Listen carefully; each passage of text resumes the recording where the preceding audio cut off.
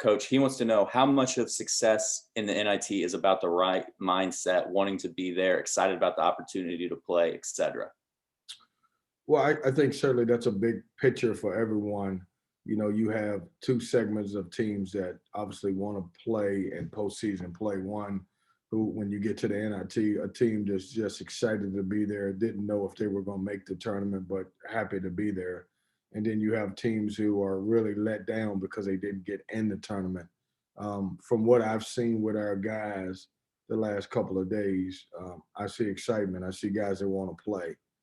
I understand we've talked about this. We're blessed to be one of 84 teams left playing in our season.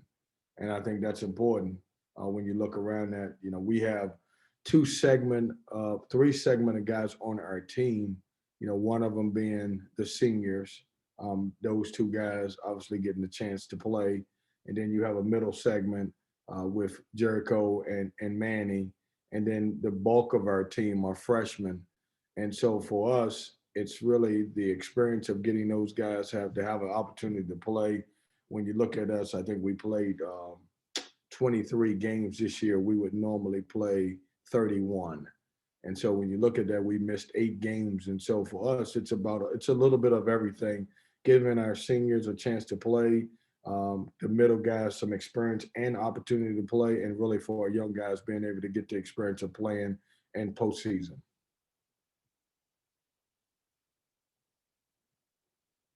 Go ahead, Luke. Yeah, and Kevin, on that note, especially with the young guys, do you have any concrete sort of goals or things that you really want them to get out of this experience that you've already talked to them about? What kind of is your goals for those kids in this tournament? Yeah, Luke, that's a good question. I want those guys to grow. And it's weird, just from a week ago playing in the ACC tournament. That was their first ACC tournament. And so people don't understand that it's difficult for a freshman. Seniors typically get you to advance in any tournament situation, or upperclassmen. And I just want to see growth. I didn't think any of those guys played great against Syracuse. Not that I thought they were bad, but they played as though they were young guys. And so I want to see the growth. Because as we move forward, as we advance, you want to see that. So the next opportunity that they have next year to be able to play in some postseason, whether it becomes the ACC tournament or NCAA, they've already had that under their belt. Like, you can't teach them what they've never been through. And so with these guys, it's new to them. And so I just want them to grow from even what they did at the one game we played in the ACC tournament. Go ahead, JB. Hey, Coach, appreciate you taking out the time. I just have a simple question in regards to how you can use the NIT when it comes to recruiting. Well, I think it's important that you understand that it's a lot of teams not playing. I don't know what the exact number of Division I want to say, and I'm guessing on this 353 teams. And as we talked about, 84 teams are still playing.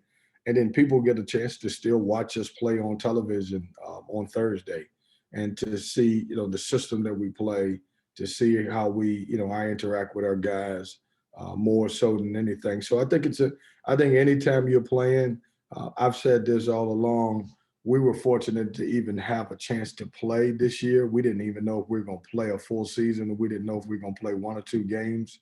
And then we ended up getting the majority of the games in, and then obviously playing in the ACC tournament and us playing in NIT. So I think that helps with recruiting, knowing that your team has a chance to play in some postseason. Go ahead, Justin. Coach, when I asked you about the NIT after the ACC tournament. Okay, just so you guys know too, I'm sorry, Justin, this is not a beer. This is water in a can, just so everybody wouldn't. It looked like an old Tuffy, Coach. I know it, but I just want to make sure that I don't even drink, so you know that. I don't need anybody reporting. Coach had a nice beer up in Texas. This is a water. Fair enough. Well, I'm sorry, Justin. Go ahead.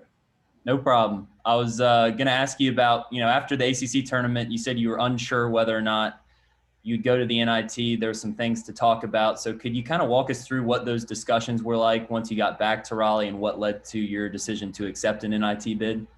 Yeah, so we had a day off when we got back. And, I just wanted those guys just to get away from the tournament. I didn't want to have a conversation with anyone until the next day, the day after the tournament, second day after we got back. And we just really, I had a good talk with Jericho Helms and DJ Funderburg and Manny Bates and Braxton Beverly. And those were the guys who, who've had the biggest voice in the locker room, this entire year, obviously, especially since Devin wasn't around. And I wanted to get a feel or a temperature for those guys, what they thought about advancing. We talked about, hey, there's a possibility if we were fortunate enough to get picked to play into the NCAA, yeah, we're excited. But will there be the same excitement if it's not the NCAA? And all four of those guys actually said yes. And I doubled back with them 2 days later just to make sure. And I did it individually because I didn't want to do it as a group, because I didn't want those guys to think that, I didn't want the pressure to come from me or them to hear how I felt about it. And each one of those guys said yes. And then I did a Zoom actually after that to put all three of those guys, DJ wasn't available at that time, to get them back on just to make sure we were still on the same page before we said yes. And Coach, as a quick follow-up, you look at the last NIT champion being Texas. Fast forward 2 years, they win the Big 12 tournament, and they're a 3 seed in the NCAA. Do you think there's a difference between postseason experience and regular season experience? And is this something that could help the program grow to where it really wants to be in the coming years? In our case, I do, because we have so many young guys. If we were taking a bunch of seniors and playing in the NIT, I'm not sure that would help us in the following year. But we have so many. Our roster shifted from older guys with Thomas Allen and Devin Daniels to without having those guys. Now, I think it could certainly pay off. I think having the opportunity just to experience it and be able to play and try to advance in the postseason, I think it helps your program moving forward. Thank you. Go ahead, Brett.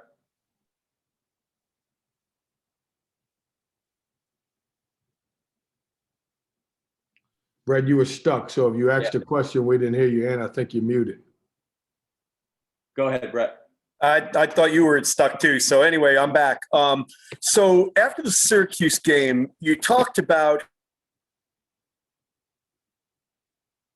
the season and the way the season ended. Greg, I'm not getting him. Yeah, we keep losing you, Brett. Hey, Andrew, go ahead. Kevin, I don't believe that Davidson is a team that you guys have had a chance to play in your tenure. Forgive me if I'm wrong, but how exciting is that to get to play an in-state opponent like that in a postseason tournament like this? Well, it's a great team, tremendously coached.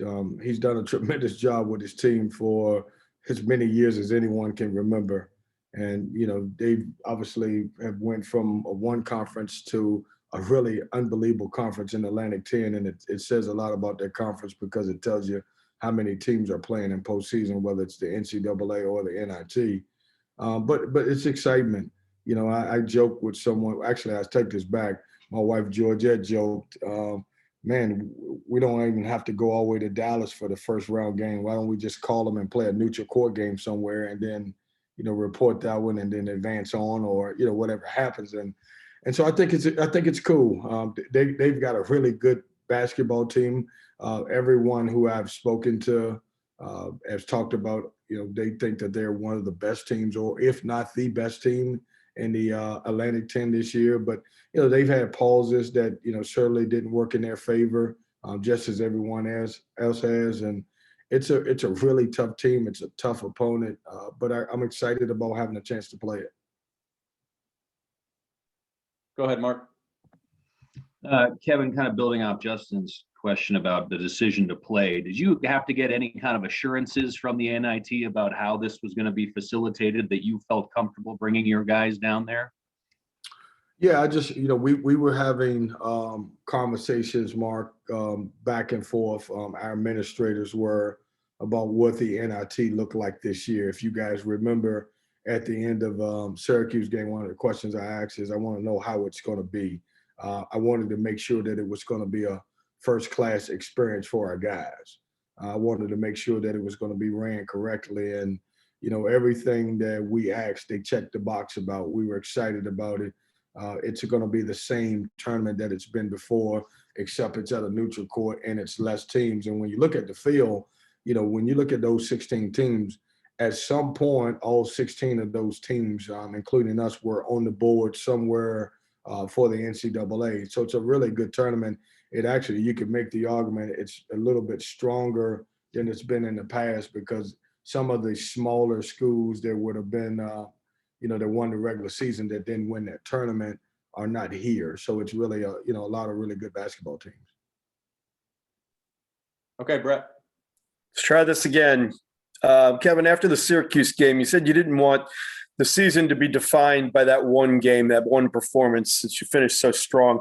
How important is it to get another opportunity, especially going into the off season and kind of the momentum going into the training and everything, to have a better taste in your mouth when it ends?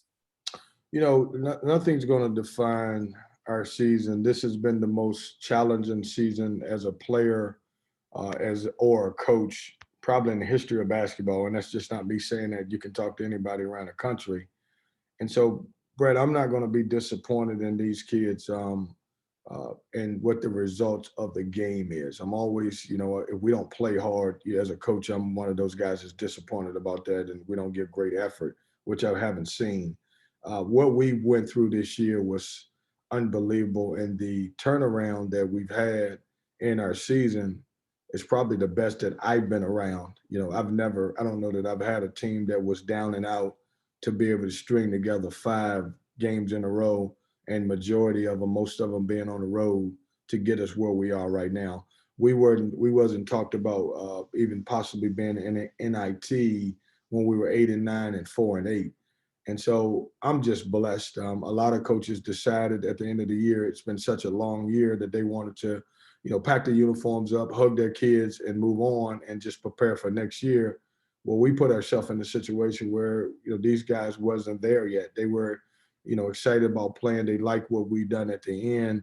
And whatever happens here, our goal is obviously to come out and play as well as we can and try to win a NIT championship.